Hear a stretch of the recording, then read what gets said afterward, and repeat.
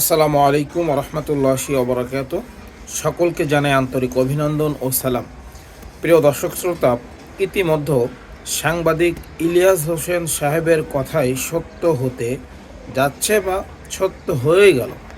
তিনি আজকে 2024 সালের ডিসেম্বর মাস, আমি বাংলাদেশের মানুষের সামনে ভিডিওতে বলে যাচ্ছি বিডিআর হত্যাকাণ্ড নিয়ে কমিশন গঠন করবেন। দিন আগে বললেন বাংলাদেশে বিডিআর হত্যাকাণ্ডের কোনো কমিশন গঠন করা হবে না।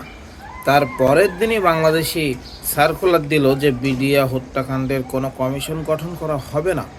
প্রিয় দর্শক শ্রোতা, এত শেহর হয়ে সাংবাদিক ইলিয়াস কিভাবে কথা বলে আমরা জানি না। তবে সাংবাদিক ইলিয়াস ভাইয়ের কথা আসলে ব্যাখ্যামূলক এবং বর্ণনামূলক হয়ে থাকে।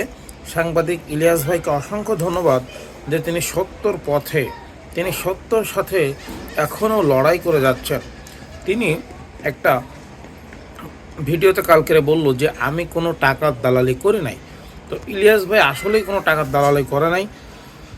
তিনি যে সৎভাবে রয়েছেন তাকে অসংখ্য অসংখ্য ধন্যবাদ, এবং ইলিয়াস ভাইয়ের এই কথাটির জন্য তার প্রতি আরও স্যালুট বেড়ে গেল। তিনি আসলেই সত্য সংবাদ জেনেই তিনি কথা বলেন। সকলকে অভিনন্দন। আসসালামু আলাইকুম রহমতুল্লাহি ওয়া বারাকাতুহু। আল্লাহ হাফিজ।